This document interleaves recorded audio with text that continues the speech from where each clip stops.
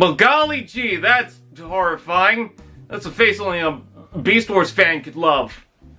I love it. In the Beast Wars animated series, Transmutate was originally a lost protoform that was reformed with a damaged stasis pod. She could not develop a proper form and was incredibly messed up, but it clearly had an innocent soul that needed guidance, and only wanted to befriend others, which also made it gullible. It was feared though. With its sonic screams, it was seen more as a weapon to some, even to the point where it was debated whether or not to keep it online or to be terminated. I guess it lives in the War for Cybertron line as a new Deluxe class Selects figure brings it back. Transmutate transforms into the skeleton of a Dinosaurus Rex, as it, now officially a she, reuses the Paleotrex toy as its design.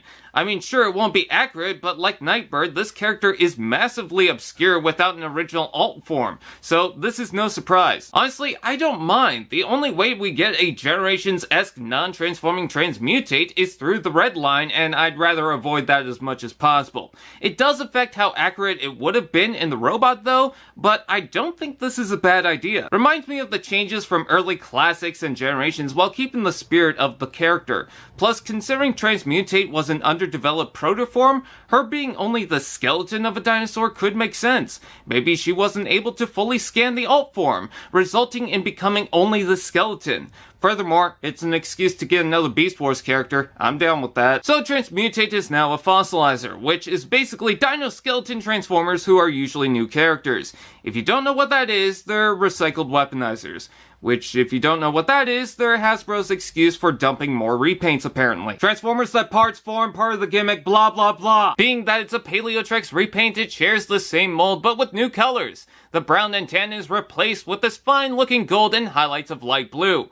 I guess she gets her calcium from Skywalker brand blue milk. It's a little random in places, but if you don't mind the pegs and holes, the skeletal details are top-notch, especially in the ribcage, feet, and dino head.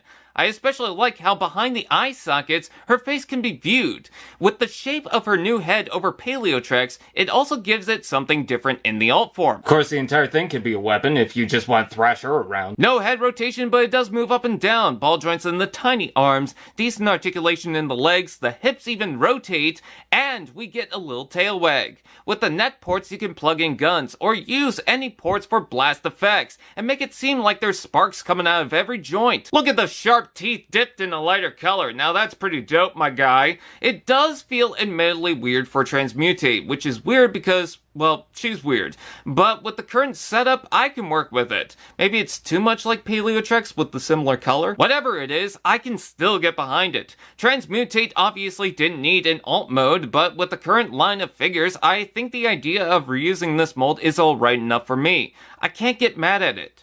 Robot mode.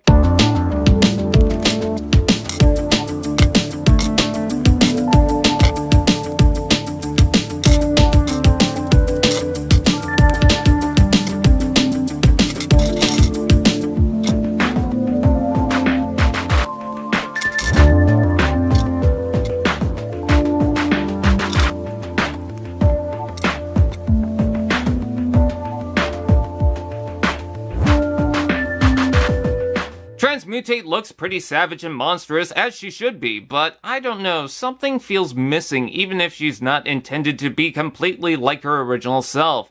I certainly don't mind the spines and bones outfit though. The cyan and gold continues to look good as it seems very unique. I especially love how it traces around the armor plating chest. She's got pretty massive claws, so I'm not interested in being slapped like Mom's kids in Futurama. And funny enough, despite the heels, she falls pretty easily. Though the heels adjust, and I'm sure you can add something here. Blast effects are useful. Rocket roller skates! I think the head's a bit out of place with its smooth style, but it's certainly the one thing to get right. That weird 90s animation model comes to life, especially when the mouth breaks open like a snake to release a sonic blast, like snakes normally do, I guess. A little loose, not for everyone, but hey, it's Transmutate enough. Did someone say, articulation?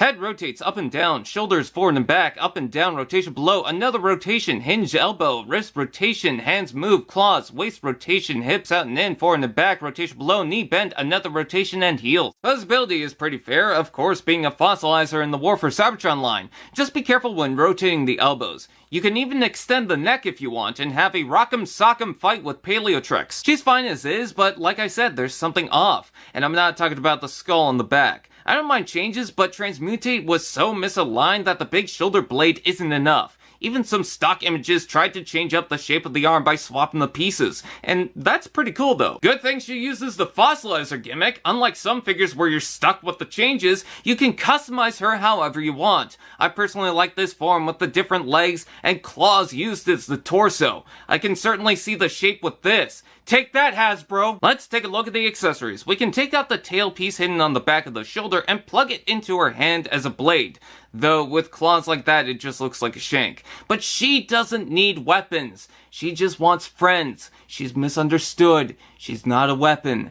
Time to turn her into a bunch of weapons. They said splitting it apart is a nod to the Build-A-Figure, but that seems like a stretch. Taking notes from Paleotrex in her first form, you get a massive battle axe using the back, body, and tail.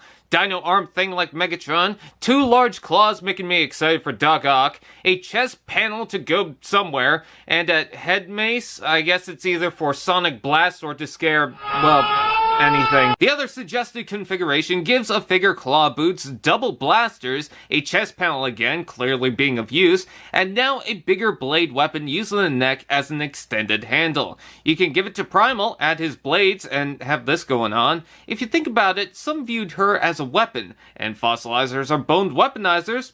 Sure, I guess. Actually, you can give it to whoever, since she was pulled to different sides. So, she's the only one with the gimmick who could be mixed with whatever faction and still make sense of it. That's not all. If you put her parts into a pile, have a figure hold her head, and this feels sad. Why do I feel immense guilt?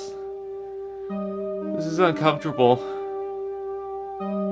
She can also turn into a snake. Wicked! I can't deny that this figure isn't for everyone, but I don't think it's worth getting worked up about. This was thrown in as an exclusive when the character had the chance, and while I'm admittedly hesitant with the results, I still like it for what it is. Maybe it's my want for more Beast Wars characters or even Transmutate in any appearance. She might not be accurate, but if she's this freakish looking misunderstood being who just wants to be nice, then she's definitely suitable for the mold. Don't let her on the computer, she'll fall for every scam.